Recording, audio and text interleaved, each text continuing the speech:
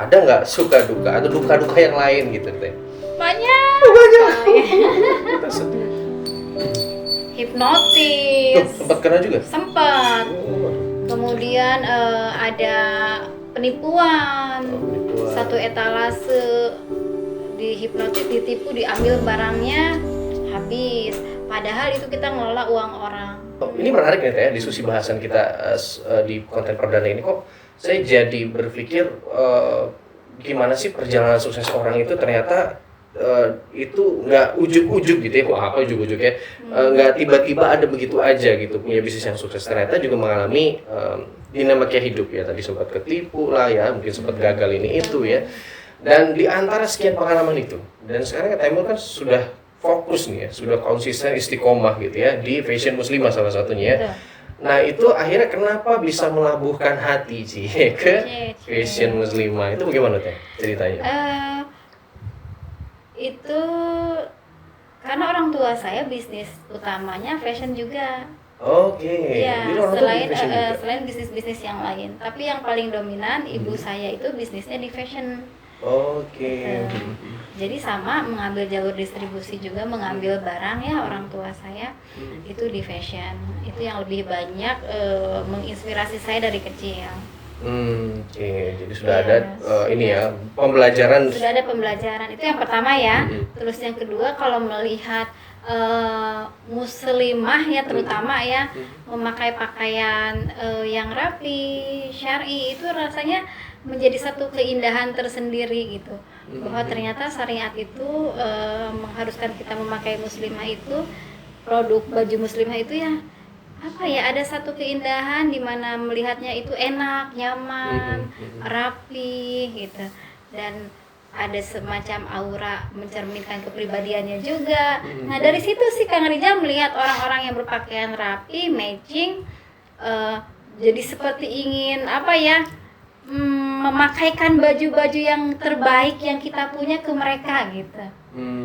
Kayak gitu sih salah satu inspirasinya, selain orang tua dulu ya jualan baju muslim, tapi itu juga yang kuat, senang melihat orang lain menjadi rapi, yang tadinya tidak rapi kemudian ingin hijrah. Nah itu juga salah satu motivasi kuat, apalagi kan sekarang itu baju muslim itu sudah menjadi bagian dari lifestyle juga ya.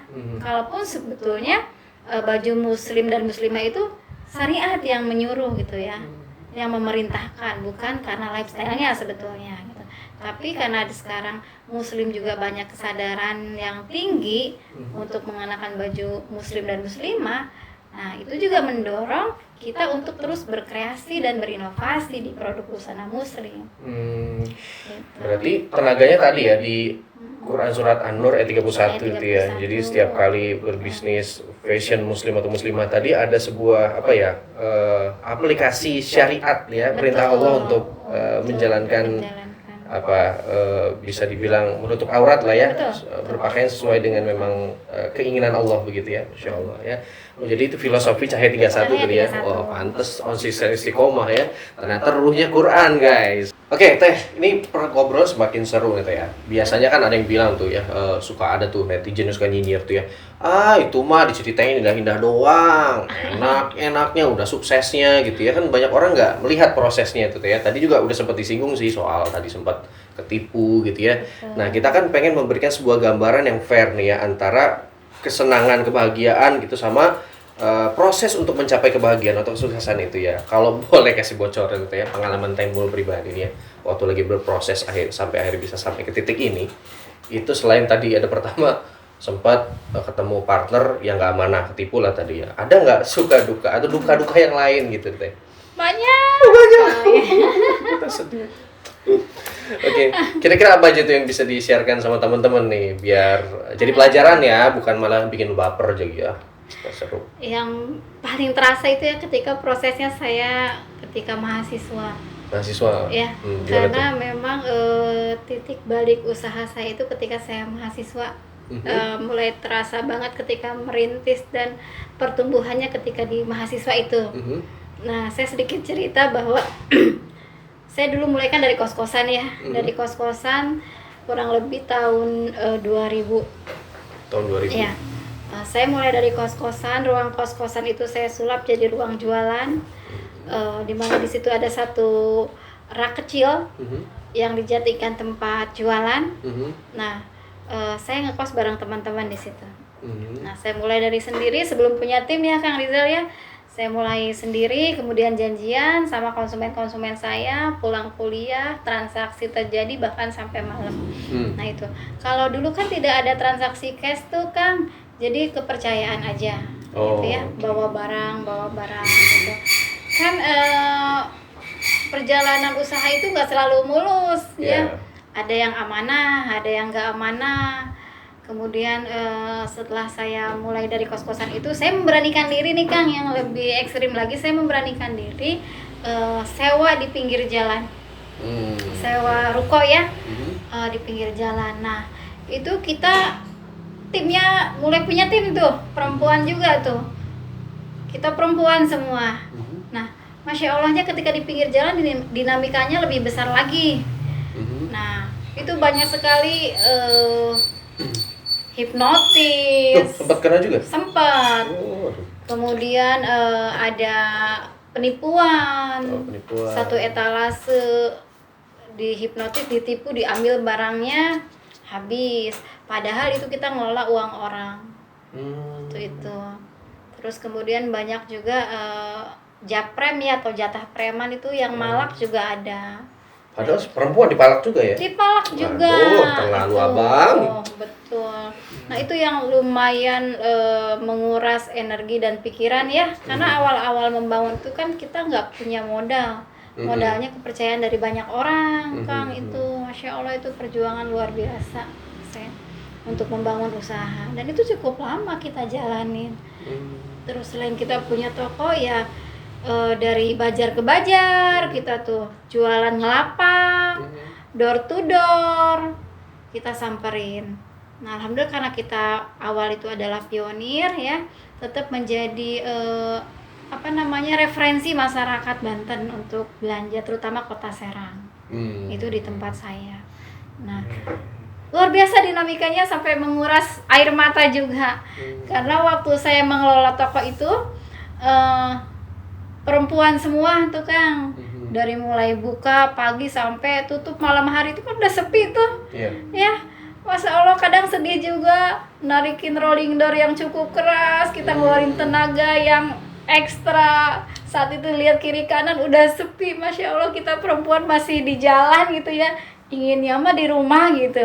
Tapi memang karena kebutuhannya kabutuh waktu itu, mau nggak mau kita jalanin. Yang penting niatnya tadi lillahi ta'ala, kita minta sama Allah yang terbaik, dimudahkan jalannya terus selalu begitu. Itu doa yang sering kita lantunkan dalam setiap aktivitas usaha kita. Sambil berurai air mata, kemudian juga kita tumpahkan sama Allah setiap ada kejadian yang dimana misalnya kita harus nombok, kita dana itu dari orang, kemudian kita bilang ke orang yang memberikan kepercayaan itu bahwa kita pernah ditipu, minta keikhlasannya untuk dibayar dicicil. Nah itu alhamdulillah mitra-mitra kita itu orang-orang yang baik, yang cukup paham kondisi kita, karena memang kita dari awal itu yang dibangun adalah amanah tadi ya. Makanya ketika kita bercerita apa adanya, orang-orang percaya dengan kita gitu, karena komitmen tadi ya.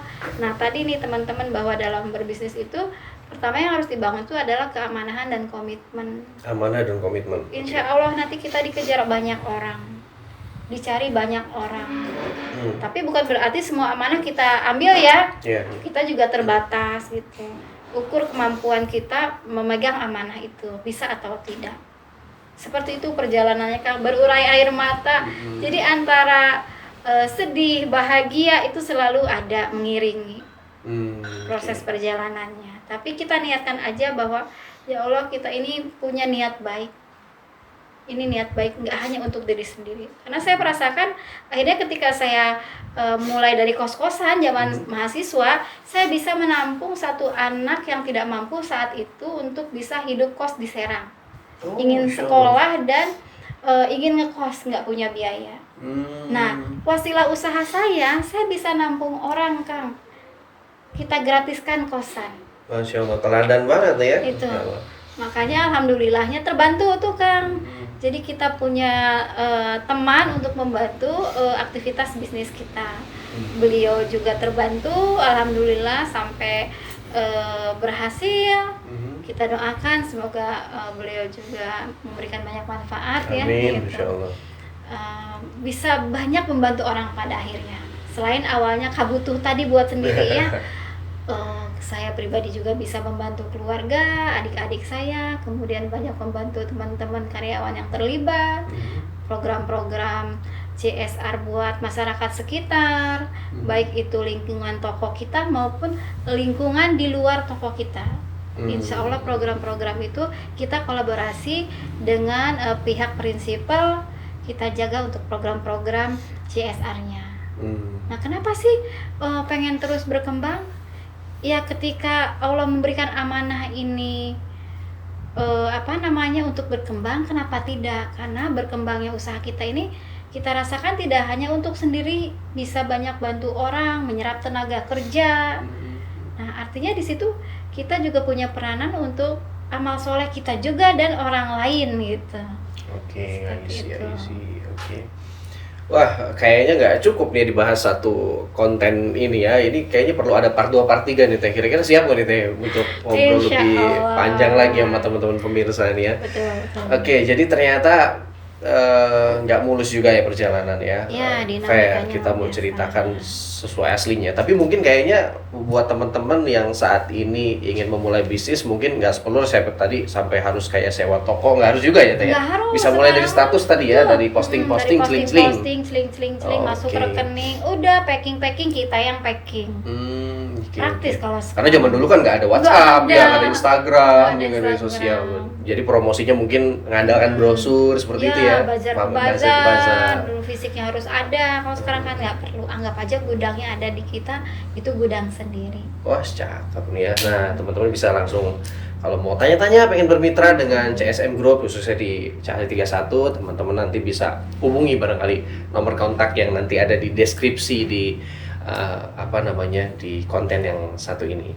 Kalau ini Pak Suami, Pak Presiden Cahaya CSM Group ini ngomong-ngomong ikut terlibat di bisnisnya apa mendukung saja dari jauh atau mungkin beliau wira swasta atau bekerja beliau atau pendidik, Masya Allah. Apa guru, dosen? Dosen di sebuah kampus negeri di Kota Serang. Oh iya, udah tahu dong apa kampusnya. Jadi Pak dosen ya, Pak dosen. Tapi pastinya support juga dong. Insya Allah, sangat support. Bahkan jadi driver juga. Oh iya. Karena pentingnya tadi ya, menyelaraskan dengan pasangan tadi ya. Minta doa dari pasangan, minta restu gitu ya. Insya Allah. Aktivitas usaha kita harus diketahui oleh suami. Iya, oke. Nah, suka aja tuh ibu-ibu tuh ya, giliran belanja tas gitu ya, nggak bilang suami gitu ya, belanja panci kayaknya nggak bilang suami, atau suaminya ditagih gitu ya, jangan begitu lama, kasihan laki lo. Wow, tentunya makin menarik banget bahasan kita di konten perdana ini ya. Tapi nampaknya kalau kita nggak minta wejangan dari narasumber kita nih, rasanya kurang lengkap konten ini ya. Teh, kira-kira Teh aja ya, kalau ada nggak pesan-pesan khusus buat para emak-emak, buat para sista-sista, uhti-uhti atau brosis gitu ya, yang barangkali menonton acara ini, podcast ini? Pesan moral ya? Nah, boleh pesan moral ya. Pesan moralnya sih begini, pada hakikatnya perempuan itu fitrahnya di rumah. Oke. Ya, pada fitrahnya di rumah, kemudian dia mengurus rumah tangganya, karena dia sebenarnya hakikatnya ibu sekaligus manajer, ya. Tetapi bukan berarti kita berangkat dari rumah itu benar-benar di rumah saja. Tapi bagaimana konsep rumah itu menjadi konsep rumah produktif bagi perempuan. Oke, asik. Jadi kita berangkat semuanya dari rumah, tapi kita tetap produktif dari rumah dan mempunyai karya nyata dari rumah. Oke, jadi bisa dimulai dari rumah bisa ya? Bisa dimulai dari rumah. Tanpa meninggalkan fitrahnya. Karena itu yang nanti akan menyelaraskan rumah tangga gitu ya, kehidupan rumah tangga kita. Terutama kita bagi seorang perempuan kewajibannya banyak. Kalau ketika kita masih single, boleh beraktivitas sebanyak-banyaknya ya, karena kita masih tanggung jawabnya hanya untuk dirinya sendiri dan orang tua. Tapi kalau kita sudah menikah, kita tanggung jawabnya menjadi istri dan menjadi ibu. Oh, oke. Bagaimana tadi restu suami, apakah kita diizinkan untuk keluar atau tidak. Kemudian dampaknya kalau kita keluar itu apa terhadap keluarga, atau juga di rumah juga apa dampaknya. Misalnya kalau tidak ada aktivitas kan kita juga jenuh kalau biasa beraktivitas. Nah, kita minta izin ke suami kita untuk berproduktivitas dari rumah itu. Jadi